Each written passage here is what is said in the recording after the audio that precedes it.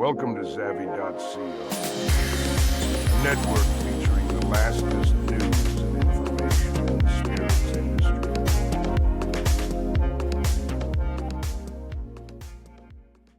Welcome to the rumlab.com weekly live news, where we share a roundabout of all the rum-related stories that we have gathered online over the past week. You can listen, watch, and read it on our platforms. My name is Federico Jose Hernandez, your host. Today is September 25th, 2025. Let's get started.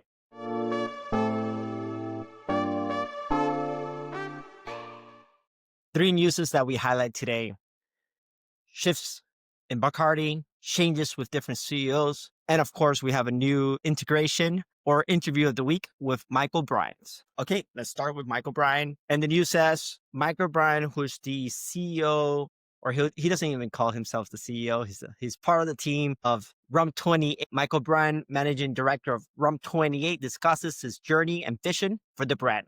In this interview that you can read at the rumlab.com, with a background in academia and marine life, Bryan brand ethos to produce a spirit that reflects in place and identity.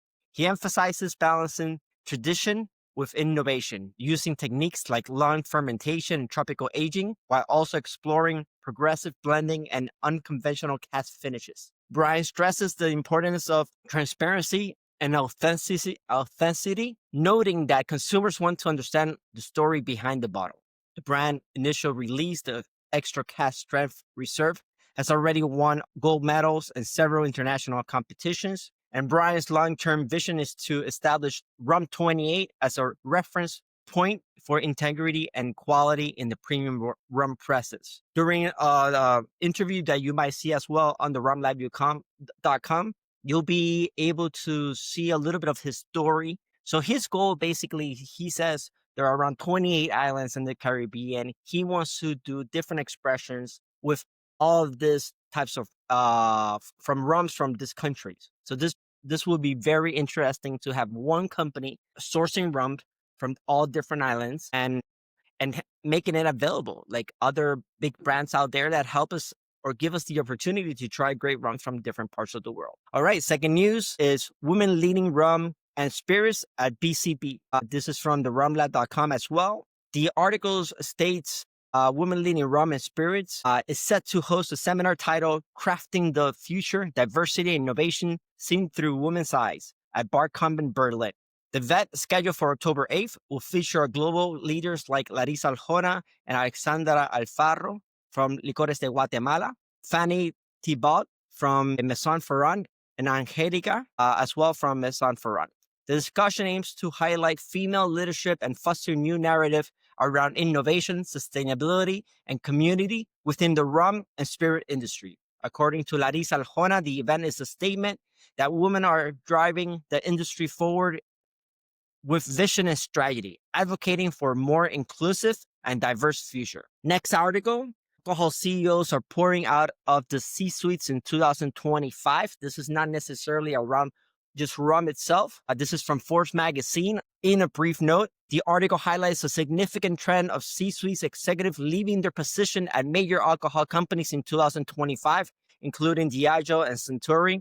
This turnover is attributed to a challenging market with weak demands, partly due to post-pandemic correction in consumer spending and a growing moderation trend. Percentage of U.S. adults who consume alcohol has dropped to a record low of 54%, according to Gallup. Despite these challenges, some of the industries like Brian Rosen of Invest Bev argues that younger consumers are simply drinking differently, opting for new categories like cannabis beverages and non-alcoholic drinks. The article notes that the majority of CPG CEOs are internal promotions, are that the boards are under increased pressure to have solid success plans in place. And this is super interesting, right? Because we're seeing so many shifts happening. As the article mentions, we have younger people changing to cannabis. Either at the same time, I think beverage prices have become so expensive, and not everybody has $25 to go and buy a cocktail. There's another point of view that is not even talked about, is Ozempic. A lot of people have been doing Ozempic, and this basically decreases your crave for drinking alcohol. So once all this trends passes through, maybe they start drinking again. All right, next article, Bacardi switches up people in the team. This is from the Spirit Business. Bacardi has announced key leadership changes, appointing Dave Ingram as Chief People and Business Transformation Officer. Ingram, who previously served as Chief Supply Chain Officer, will focus on talent management and succession planning. This move follows the retirement of Scott Northcott, who led the People organization for 16 years. Nicole Sukowski has been promoted to Chief Supply Chain Officer, overseeing all global supplies chain teams. Guillermo will succeed Sukowski as Senior Vice President of the North American Supply Chain. These internal promotions effective are immediately for Ingram and as of January 1st, 2026 for all others. Next article is Alcohol Hope Solutions and Case Studies. This is by RBC. The report from RBC argues that the current struggles in the beverage alcohol industry are more cyclical than structural. Though both factors exist, the notes suggest tangible strategies for suppliers, distributors, retailers to address weak consumers' demand. Key recommendations include reimagining marketing campaigns to target underserved occasions. For example, me times, immediate, intimate gathering. Another strategy is bordering or brothering or reaching out merchandising events to include ethnic holidays and micro occasions like college graduations, and shifting from a hyper focus on premiumization to a two-way portfolio. And I completely agree again with this recommendation that are being set. The trends are pretty clear. We are seeing how the market is shifting. It'll probably continue as it is. All right. Next article is, as we read here, Reyes and Infinium Spirits partner in Florida, which is very interesting. I've known of Infinium Spirits just dominating a lot of the West Coast, but actually they also have Saya Rum, which is almost around, is nationwide. I never participate on my rum festivals, but hopefully one day they decide to reach out to our key markets and our influencers and trendsetters that attend our events and rum aficionados. The message says, or the news says, that Reyes Beverage Group has expanded its distribution partnership with Infinium Spirits to include Florida, effective in December. This new deal builds on their existing collaboration in California. As I mentioned, the agreement will see Reyes distribute a wide portfolio of Infinium's brands in the States, which include whiskey, vodkas, tequilas, as well as Saya Rum. Seven Spirits brand joins Spirit Bun France. This article is by the Spirit Business. As I mentioned, Spirit Bun France, the French distribution arm of the group Bernard Hayot, has added 7 new brands to its portfolio as part of a strategic diversification effort. The new additions include 4 whiskeys, which are the brands are Turntable, Sailor Home, Indri, and the English whiskey, and a trio of agave brands, Tequila El Sueño and Siete Leguas, and Trascendentes Mezcal. Actually, I literally just sold some of that rum to a party for a wedding here. This move expands Spirit focus beyond its traditional rum and liqueur offering, which includes brands like Rum Clement and Sherman's Reserve. The diversification follows Spirit Bum's recent acquisition of a majority stake in the organic French vodka brand Le Filtre. I did not know how to mention that. So Le Filtre is how I can mention it in Spanish. Next news, New Groove unveils oldest Mauritius rum. This is from the Spirit Business. New Groove, a distillery owned by Grace, has released the oldest Mauritian rum to date. 1 years old expression named Inception. Distilled from molasses in a column still in 2004, the rum has aged in France in French Limousin, oak, and ex-cognac barrels before being married and blended together. The release is a milestone of the Mauritius rum industry, which saw the return of legal distillation in the early 2000s after more than a century of prohibition. Wow, I did not know that. The rum bottle, this rum expression, bottled at 50% ABV, is said to have notes of caramelized sugar, yellow fruits, and sweet spices. It will officially debut or be available or launch at Whiskey Life Paris. Okay, this is actually a good reason for me to go to Whiskey Life Paris. That's coming up very soon. Okay, Panamanian rum. Next news. Panamanian rum, Nativo Rums, is up for European footprint. This is from the spirit business as well.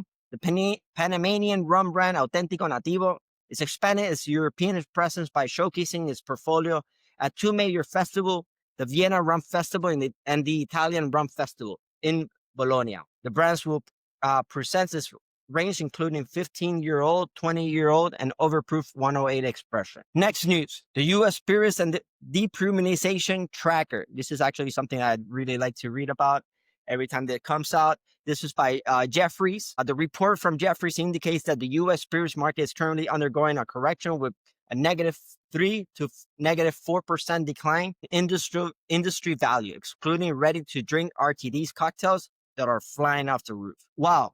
Down trading is visible in categories like vodka and rum. Premiumization trends persist in whiskey and gin. The report attributes that market behaviors to a combination of factors include macro external pressures like inflation and wallet squeeze, plus increased health and moderation trends, and a shift in social relevance. The report highlights that RTDs are significantly a growth driver, and the brands like ABI, Cutwater, are seeing 60% rise in sales. That is massive. All right, next conversation. Melky Jean talks rum, Haiti, and San Salvia, 1972.